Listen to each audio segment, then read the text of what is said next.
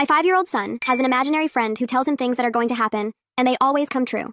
At first, it seemed normal to me because all children have imaginary friends, right? My sister had one named Captain Bubble until she was 7, and no one worried. My wife had an imaginary friend named Valola, who, according to her, taught her songs. It's a developmental phase. Psychologists say it's a sign of creativity and intelligence. But my son Mateo's imaginary friend wasn't like any of those. His name is Mr. Gray.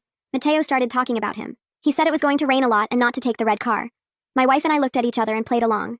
Oh, and why does Mr. Gray say that? Because he says the red car is going to have a big problem.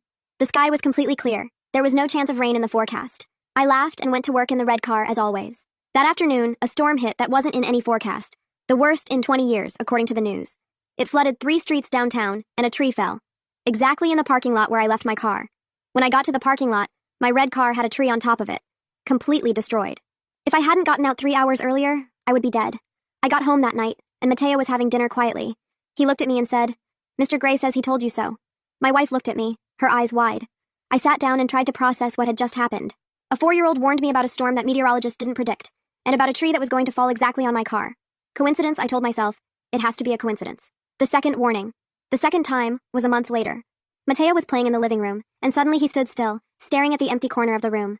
"Dad, Mr. Gray says that Grandma Elena is going to fall down the stairs tomorrow and hurt her hip. We have to tell her not to go down the stairs." Grandma Elena is my mother. She is 71 years old and lives alone. I called her out of obligation more than conviction. "Mom, be careful with the stairs." My mother laughed.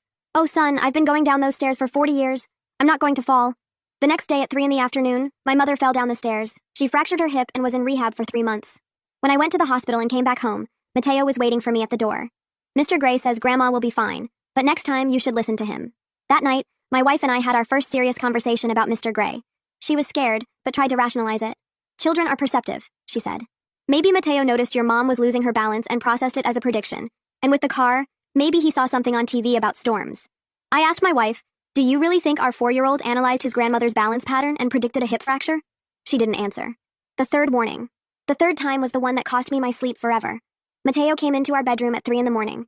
He touched my face with his freezing little hand and said, "Dad, Mr. Gray is here and he wants me to tell you something." "What does he want to tell you, son?"